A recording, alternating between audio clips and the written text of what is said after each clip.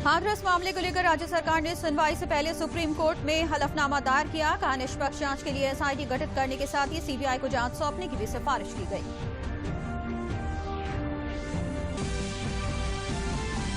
केंद्रीय सूचना और प्रसारण मंत्री प्रकाश जावड़ेकर ने सिनेमा हॉल और मल्टीप्लेक्स को लेकर दिशा निर्देश जारी किए। कहा फिल्म देखते समय सामाजिक दूरी, मास्क और सैनिटाइजर समेत अन्य सावधानियों का रखना होगा ध्यान।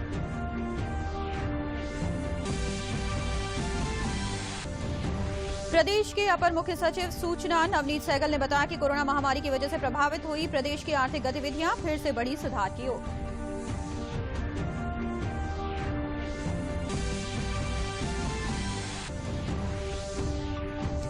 अयोध्या में सोशल मीडिया के माध्यम से फिल्मी कलाकारों की प्रस्तुति के साथ 17 अक्टूबर से होगा वर्चुअल रामलीला का आयोजन। रामलीला स्थल लक्ष्मण किला मंदिर में संपन्न हुआ भूमि पूजन। नमस्कार, मैं हूं मोनिका चौहान और अब समाचार विस्तार से। हाथरस मामले को लेकर प्रदेश सरकार ने सुनवाई से पहले ही सुप्रीम कोर्ट में हलफनामा दायर किया है। हलफनामे में प्रदेश सरकार ने कहा है कि मेडिकल रिपोर्ट्स में लड़की के साथ रेप होने जैसी कोई बात सामने नहीं आई है। हलफनामे में प्रदेश सरकार ने कहा कि शव का आधी रात में अंतिम संस्कार करने की वजह कानून व्यवस्था बनाए रखना था। खुफिया एजेंसी की सूचना के मुताबिक मामले से जुड़ी दोनों जातियों के लोग घटना वाले गांव में जमा हो रहे थे। अगर सुबह तक शव वहीं रहता तो जातीय दंगे होने की पूरी आशंका थी। सरकार ने बताया है कि घर वालों की मौजूदगी में उसका अंतिम संस्कार किया गया। इस मामले को लेकर आगे हिंसा न हो, लिहाजा घर वाले भी इसके लिए सहमत थे। पीड़िता का पोस्टमार्टम पहले ही सफदरगंज अस्पताल में हो चुका था, इसलिए साक्ष्यों से छेड़छाड़ के आरोप बिल्कुल गलत हैं। हलफनामे में प्रदेश सरकार ने कहा है कि कुछ राजनीतिक पार्टियों और मीडिया का एक हिस्सा हाथरस मामले को जातीय रंग देने में लगा हुआ है, लिहाजा सीबीआई जांच जारी रखने की इजाजत दी जाए। झूठ की पर्दाफाश के लिए कोर्ट सीबीआई जांच की निगरानी करे। निष्पक्ष जांच के लिए भी यूपी सरकार ने पहले एसआईटी गठित की थी और बाद में जांच सीबीआई को सौंपने की सिफारिश की है। मथुरा में शांति व्यवस्था बिगाड़ने के आरोप में गिरफ्तार हुए 4 अभियुक्तों में से एक बहराइच का युवक है, जो पॉपुलर फ्रंट ऑफ इंडिया और उसके सह संगठन कैंपस फ्रंट ऑफ इंडिया का सक्रिय सदस्य बताया जा रहा है। अपर पुलिस अधीक्षक कुंवर ज्ञानंजय सिंह ने बताया कि बहराइच जिले में इस पर अभी कोई भी मुकदमा दर्ज नहीं है, लेकिन जांच एजेंसियों से इसके बारे में जांच कराई जा रही है।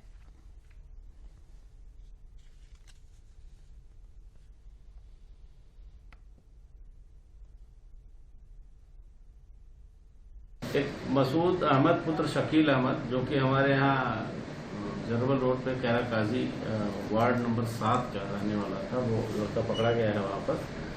और इसमें पीएफआई, सीएफआई, एसडीपीआई ये सब जो है एक तरह से एक ही सिद्धांतों पे काम करने वाली संस्थाएं हैं और धार्मिक उन्माद फैला करके साजिशन दंगा कराने, अशांति का माहौल जो है कायम करने का कुत्सित प्रयास ये लोग कर रहे हैं, जिसके तहत आज वो 4 गिरफ्तारियां मथुरा में हुई हैं। इसके पहले भी जब राम जन्मभूमि पूजन हो रहा था तो जरवल कस्बे से भी गिरफ्तारियां पीएफआई और एसडीपीआई के लोगों की हुई थी। इस तरह से सर्विलांस के माध्यम से हमारी सुरक्षा एजेंसियां उन पर नजर रखे हुए हैं। मथुरा में जो गिरफ्तारी हुई है, इसमें जो बहराइच के जरवल का एक लड़का है, निश्चित रूप से इसके जितने लिंकेज हैं, जो मैसेजिंग हुई है और जो भी सारे डाटा हमको मिल रहे हैं, उस विवेचना के अंतर उसको सम्मिलित किया जाएगा और विदेशी फंडिंग इत्यादि अगर उसमें जो बातें आ रही हैं, इसमें गहराई से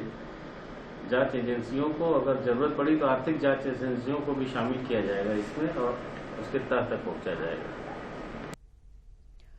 मथुरा पुलिस ने अशांति फैलाने के आरोप में पॉपुलर फ्रंट ऑफ इंडिया और उसके सह संगठन कैंपस फ्रंट ऑफ इंडिया से जुड़े 4 लोगों को गिरफ्तार किया है। एडीजी कानून व्यवस्था प्रशांत कुमार के अनुसार ऐसी सूचना प्राप्त हुई थी कि कुछ संदिग्ध व्यक्ति दिल्ली से हाथरस की तरफ जा रहे हैं, जिस पर कार्रवाई करते हुए सोमवार को मथुरा के मान टोल प्लाजा पर संदिग्ध वाहनों की चेकिंग की जा रही थी। इस दौरान एक कार को रोका गया। कार में 4 लोग सवार थे। उनकी गतिविधियां संदिग्ध प्रतीत होने पर उन्हें हिरासत में लेकर पूछताछ की गई। गिरफ्तार अभियुक्तों के कब्जे से मोबाइल, लैपटॉप और शांति व्यवस्था पर प्रतिकूल प्रभाव डालने वाला संदिग्ध साहित्य प्राप्त हुआ। चारों के विरुद्ध मांड थाने के द्वारा कार्रवाई की जा रही है। पुलिस महानिरीक्षक कानून व्यवस्था ज्योति नारायण ने कहा है कि मथुरा में गिरफ्तार शांति और व्यवस्था बिगाड़ने के अभियुक्तों के खिलाफ विस्तृत जांच की जा रही है।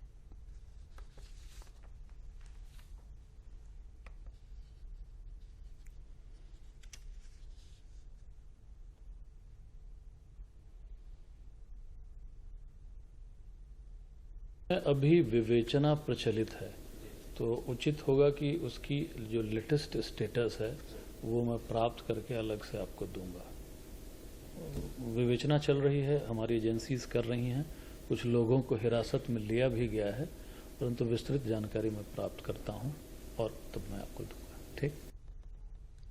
उन्होंने बताया कि प्रदेश में होने वाले विधानसभा उपचुनाव और बिहार में होने वाले विधानसभा चुनाव के मद्देनजर समस्त उपचुनाव वाले जनपदों और बिहार से जुड़ी सीमा से लगे जनपदों में पुलिस को विशेष सतर्कता बरतने के निर्देश दिए गए हैं।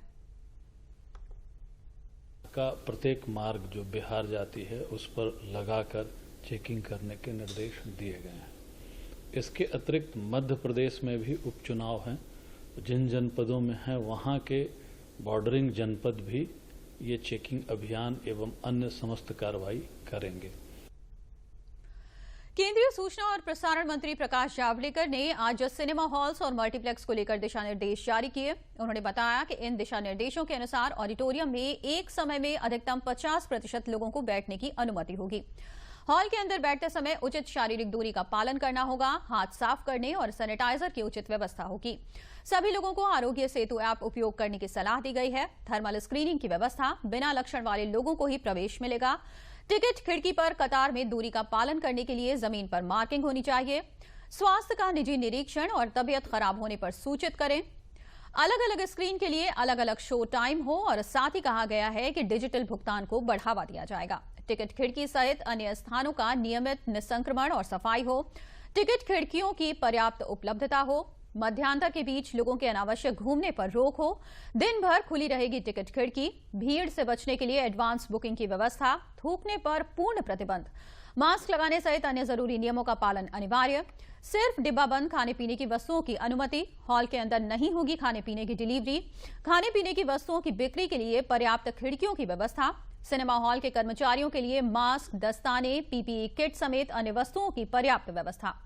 कॉन्टैक्ट ट्रेसिंग के लिए सभी दर्शकों का कॉन्टैक्ट नंबर लेना अनिवार्य होगा। कोविड-19 से संबंधित गलत व्यवहारों से सख्ती से निपटा जाए। हॉल के अंदर एसी का तापमान 24 से 30 डिग्री सेल्सियस के बीच हो। फिल्म शुरू होने के पहले, मध्यांतर और समाप्ति के समय मास्क पहनने, दूरी का पालन करने और हाथ की सफाई से संबंधित घोषणाएं होंगी। केंद्रीय सूचना और प्रसारण मंत्री प्रकाश जावड़ेकर ने कहा कि सिनेमा हॉल में फिल्म देखते वक्त लोगों को सामाजिक दूरी, मास्क और सैनिटाइजर समेत अन्य सावधानियों का ध्यान रखना होगा।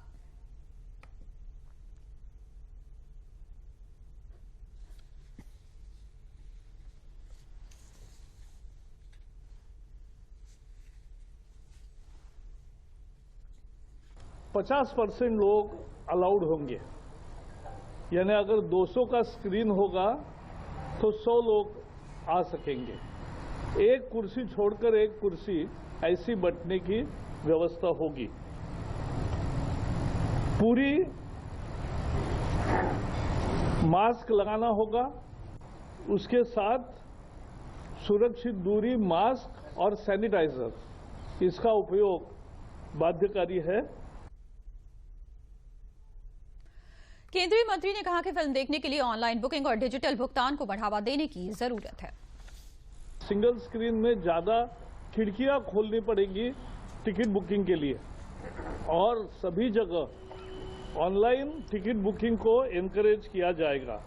स्टाफ का प्रोटेक्ट होगा, पैक्ड फूड मिलेगा और टेम्परेचर भी सबसे मुख्य है कि हवा का सर्कुलेशन चालू रहे, ये सुनिश्चित करना होगा। 23, 24, 25 इतना ही टेम्परेचर रख सकते हैं और उसके बाद एक क्रॉस वेंटिलेशन होगा, ये भी सुनिश्चित करना जरूरी है। केंद्रीय स्वास्थ्य मंत्री डॉक्टर हर्षवर्धन ने आज आयुष मानक उपचार दिशा निर्देश को वीडियो कॉन्फ्रेंसिंग के जरिए जारी किया है। इस दिशा निर्देश में कोरोना वायरस से बचाव के लिए योग और आयुर्वेद संबंधी विवरण दिया गया है। ये दिशा निर्देश 7 लाख से अधिक पंजीकृत आयुष चिकित्सकों को महामारी प्रबंधन में मदद के लिए सार्वजनिक डोमेन में उपलब्ध कराए गए हैं। आयुर्वेद के महत्व पर जोर देते हुए केंद्रीय मंत्री ने कहा कि विभिन्न रोगों के इलाज में आयुर्वेद भारतीय संस्कृति का एक अनिवार्य हिस्सा रहा है। मॉडर्न सिस्टम ऑफ मेडिसिन, उसकी अपनी ताकत है।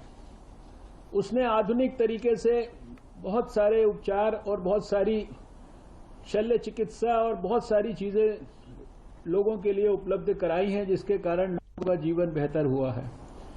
लेकिन और बात अब अपनी सुरक्षा की, कोविड-19 से बचाव की और डीडी न्यूज की खास मुहिम मास्क अप इंडिया की। देखते हैं क्या है ये पहल। वैश्विक महामारी कोविड-19 जिसका कहर संपूर्ण मानव जाति को अपनी आगोश में ले चुका है। टीका या दवाई उपलब्ध होने तक महामारी के खिलाफ मानवता की जंग जारी है। ऐसे में सबसे जरूरी है सावधानी और बचाव। फेस मास्क कोरोना से रोकथाम का सबसे प्रभावी उपाय साबित हुआ है। विश्व स्वास्थ्य संगठन और विशेषज्ञों की शोध का भी यही निष्कर्ष है कि मास्क से मुंह और नाक को अच्छी तरह ढककर कोरोना संक्रमण को कम किया जा सकता है। कोरोना संक्रमण से बचाव के लिए मास्क पहनने के साथ ही जरूरी है मास्क को सही तरीके से पहनना। बहुत से लोग मास्क से नाक और मुंह को सही तरीके से नहीं ढकते हैं, जिससे संक्रमण का खतरा बना रहता है। बिना मास्क या फेस कवर के घर से बाहर निकलने की अभी कल्पना करना भी सही नहीं है।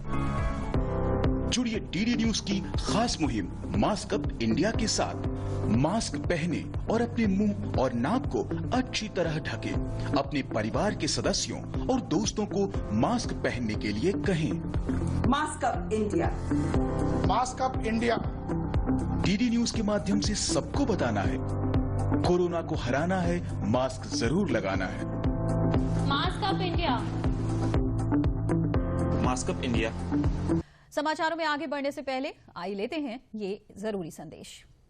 दिन पहला ऑफिस का आज तो होगा काम काज। अरे खाकर भैया बाहर जो आए, पापा ने कुछ दिया सुझाए। बेटा पब्लिक ट्रांसपोर्ट का उपयोग हो जो करना, मास्क पहनकर ही बाहर निकलना, सोशल डिस्टेंसिंग को काम में लाना। कोरोना का चल रहा है जमाना, हैंड सैनिटाइजर को रखना साथ, समय समय पर लगाकर साफ रखना अपने हाथ। याद रखना ये मेरी बात, पब्लिक सुरक्षा में हो तुम्हारा भी हाथ।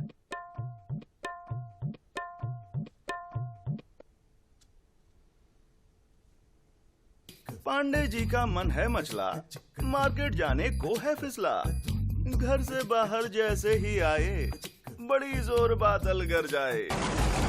बादल बोले, पांडे बेटा ऐसे मन को ना ललचाओ, भीड़ भाड़ में तुम ना जाओ। बाहर कोरोना घूम रहा है, भीड़ भाड़ ही ढूंढ रहा है। तो भीड़ भाड़ को कहो ना और समझदारी को कहो। हाँ,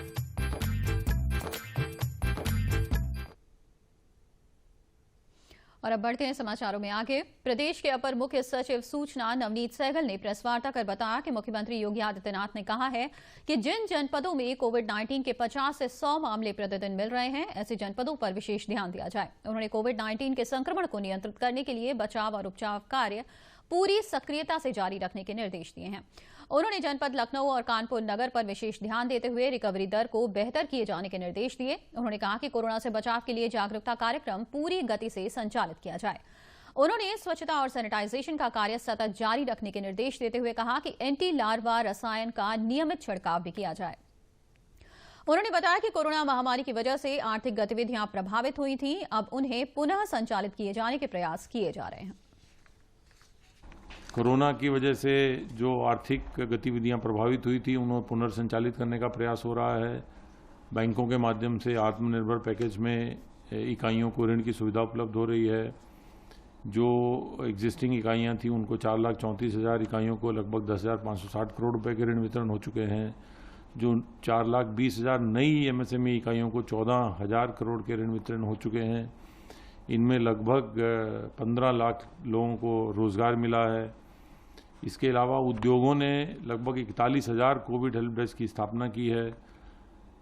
प्रदेश के नागरिकों को सुविधाएं ऑनलाइन जो मिलती हैं वो समय से मिलती रहें, उसके लिए लगभग 63,162 कॉमन सर्विस सेंटर चालू किए गए हैं। बड़ी तेजी से इनकी संख्या में वृद्धि भी हो रही है। नए कॉमन सर्विस सेंटर भी खोले जा रहे हैं ताकि नागरिकों को जरूरी सरकारी सेवाओं के लिए बहुत दूर ना जाना पड़े, उन्हें ऑनलाइन ही वो सुविधाएं उपलब्ध हो जाएं। अपर मुख्य सचिव स्वास्थ्य अमित मोहन प्रसाद ने प्रेस वार्ता में बताया कि प्रदेश में पिछले 24 घंटों में कोरोना संक्रमण के 3,663 नए मामले सामने आए हैं और पिछले 24 घंटों में ही 4,432 कोरोना संक्रमित मरीज उपचार के बाद पूरी तरह से ठीक होकर डिस्चार्ज किए गए हैं।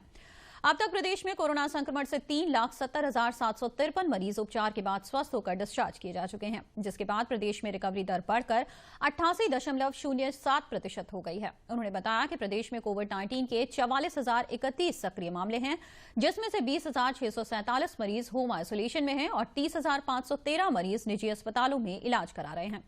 प्रदेश में अब तक कोरोना संक्रमित मरीजों में 6,153 मरीजों की मृत्यु हो चुकी है।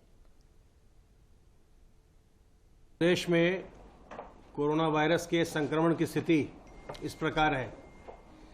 विगत 24 घंटों में संक्रमण के 3,663 नए प्रकरण सामने आए हैं। इसी अवधि में 4,432 संक्रमित व्यक्ति उपचारित होकर डिस्चार्ज किए गए हैं। इस प्रकार अब तक कुल 3,70,753 लोग संक्रमण के पश्चात पूर्णतः उपचारित होकर डिस्चार्ज किए जा चुके हैं। रिकवरी का प्रतिशत प्रदेश का अब बढ़कर के 88.07% हो गया है, 88.07%।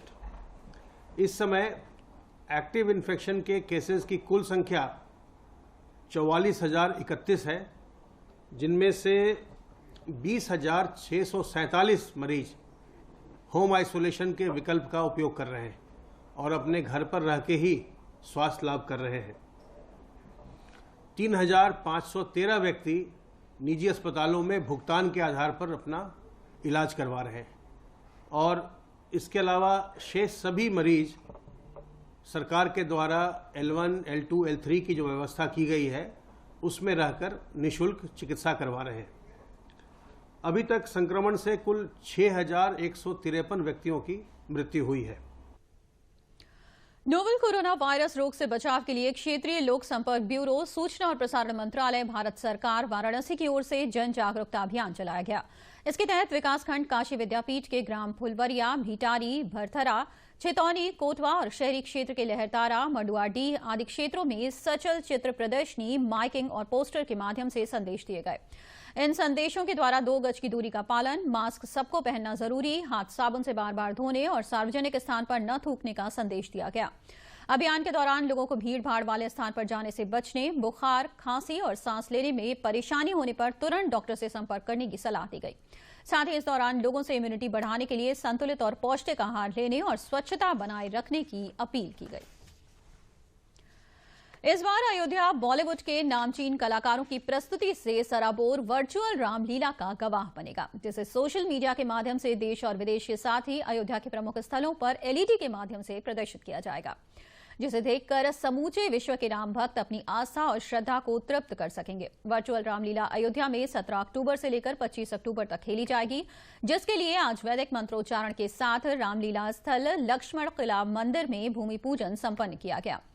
भूमि पूजन में दिल्ली के सांसद प्रवेश साहब सिंह वर्मा, अयोध्या शोध संस्थान के निदेशक YP सिंह, बॉलीवुड के कलाकार बिंदुदारा सिंह, स्थानीय सांसद लल्लू सिंह सहित कई प्रमुख भाजपा पदाधिकारी। हम लोग सरकार की तरफ से LED लगाएंगे पूरे शहर में, 150 LED लग जाएंगे। अयोध्या वासियों को ये महसूस हो कि हमारे यहाँ हो रहा है। यहाँ आने में जरूर रोक है, लेकिन हम बाकी सब जगह राम की पैड़ी से लेके अयोध्या तक सब जगह लगवाएंगे LED। रामलीला तो दिल्ली में भी होती है, मगर अयोध्या का महत्व इसलिए बढ़ गया क्योंकि अब यहाँ पे हमारा प्रभु श्री राम का मंदिर बनने जा रहा है, जिसके लिए हम सारे सपने देखते थे, वो हमारा सपना पूरा होने जा रहा है। तो यहाँ पर प्रभु श्री राम का जन्म स्थान है, यहाँ पर उनका भव्य मंदिर होगा, यहाँ पर रामलीला होगी सरयू नदी के समीप लक्ष्मण किले में। तो एक उसका अपना महत्व है। जाने माने ये जो सारे बॉलीवुड के कलाकार आ रहे हैं, ऐसा नहीं कि हमने उनसे बहुत रिक्वेस्ट करी, जैसे ही उनको पता लगा कि अयोध्या में रामलीला हो रही है, उन्होंने तुरंत स्वीकार किया, अपनी डेट दी। जो डेट हमने कहा उन्होंने उसी को स्वीकार किया। तो ये एक हमने कहा कि प्रभु श्री राम सारे हमारे कामों को बहुत सुगमता से, सरलता से करते जा रहे हैं। हमें कितनी खुशी मिल रही है, ये जो हो रहा है ये ऊपर वाला करवा रहा है। मोदी जी और योगी जी जिनने भी हमारा सहयोग किया है ये कराने के लिए, मुझे लगता है हमारे जो बोलते हैं ना 7 जन्मों का यानी एकदम वरदान मिल रहा है, ऐसा मौका मिल रहा है। अब ये हर साल होगा और अयोध्या में ही होगा। मैं तो अयोध्या में ही आऊँगा क्योंकि मुझे लगता है ये है राम जन्मभूमि और ये सिटी, ये जो अयोध्या जी है, मुझे लगता है अब ऐसे आगे बढ़ेगी कि आप पहचान नहीं पाओगे इसे 2-3 साल के बाद। और समाचारों में आगे बढ़ने से पहले लेते हैं एक विराम।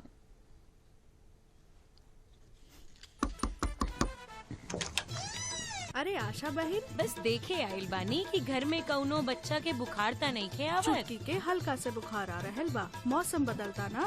अरे फिर तो एके लेके तुरंत ब्लॉक या जिला के सरकारी अस्पताल जा। काहे? बुखार शुरू ही तो भइल बा। अरे नहीं दीदी, कौनो बुखार दिमागी बुखार हो सकेला। ई बच्चा के शारीरिक और मानसिक रूप से विकलांग बना सकेले और दिमागी बुखार जानलेवा हो सकेले। अरे बाप रे, हम छुटकी के अब्बे ही लेकर जाता नहीं।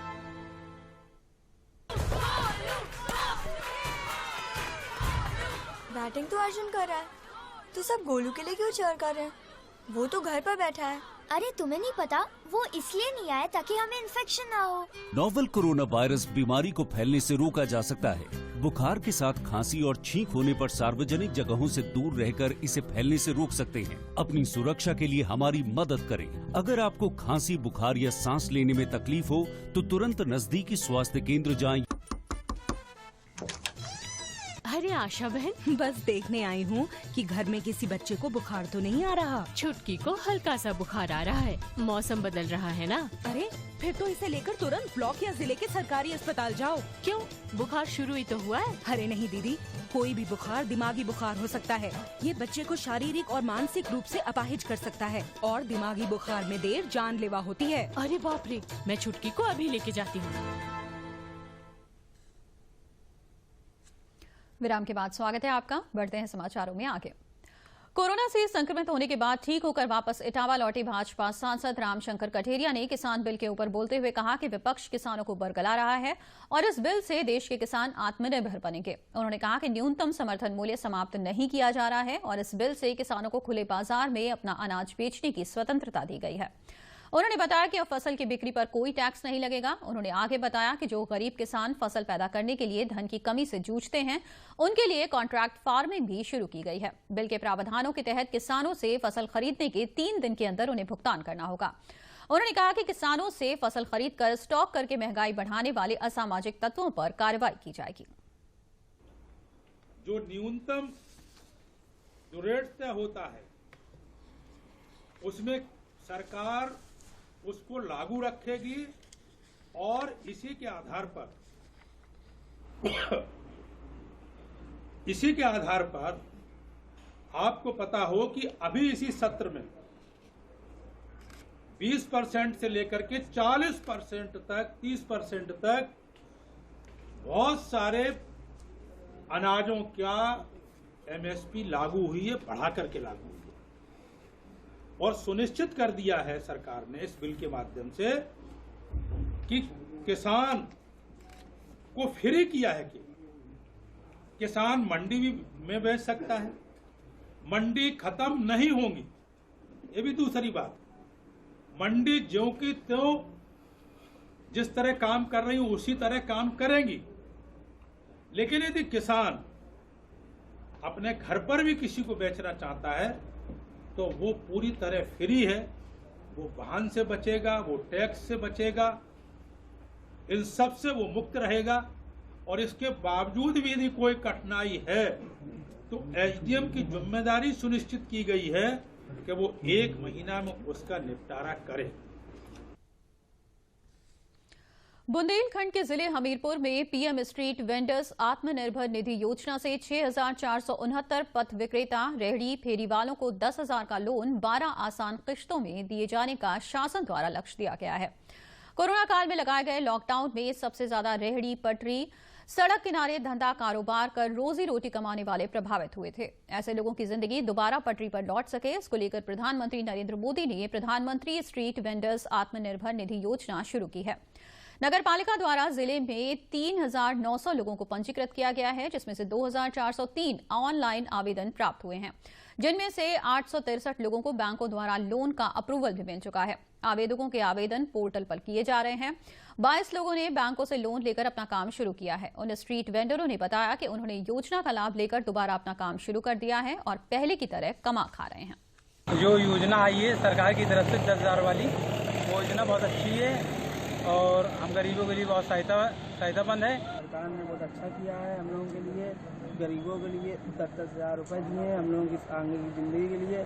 और जो सरकार का नाम वेंडर सरकार ने बहुत अच्छा किया है। खादी स्टेट योजना की जो योजना आई है अपने हमीरपुर में हमीरपुर वासियों के लिए, जो सब्जी में जैसे कि बताया गया है कि फार्म आप अप्लाई करोगे तो उसमें अकाउंट से 10,000 रुपये आएंगे, उसका आप यूज कर सकते हो। सरकार को धीरे धीरे आप चुका भी सकते हैं।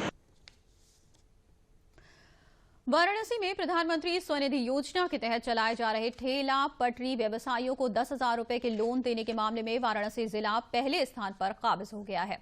इस योजना से वाराणसी में अब तक 39,000 लोगों को पंजीकृत किया गया है और 37,000 लोगों के ऑनलाइन फॉर्म भरे गए हैं। 20,000 लोगों के लोन स्वीकृत हुए हैं और 7,634 लोगों को लोन डिस्बर्स करा दिया गया है और लगातार इसकी प्रगति जारी है, जिसको देखते हुए कल रात इसे प्रथम स्थान मिला है।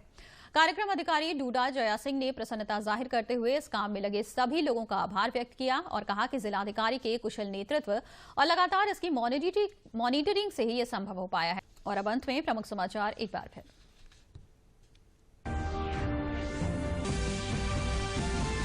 हाथरस मामले को लेकर राज्य सरकार ने सुनवाई से पहले सुप्रीम कोर्ट में हलफनामा दायर किया। कहा निष्पक्ष जांच के लिए एसआईटी गठित करने के साथ ही सीबीआई को जांच सौंपने की भी सिफारिश की गई।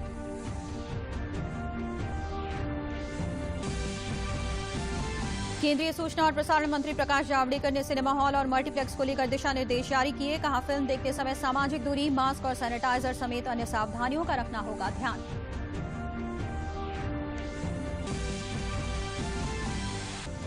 प्रदेश के अपर मुख्य सचिव सूचना नवनीत सहगल ने बताया कि कोरोना महामारी की वजह से प्रभावित हुई प्रदेश की आर्थिक गतिविधियां फिर से बढ़ी सुधार की ओर।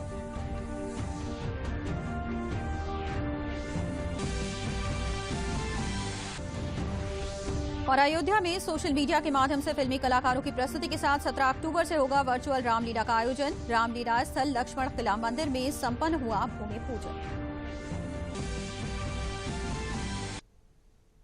इसी के साथ समाचार समाप्त हुए। नमस्कार।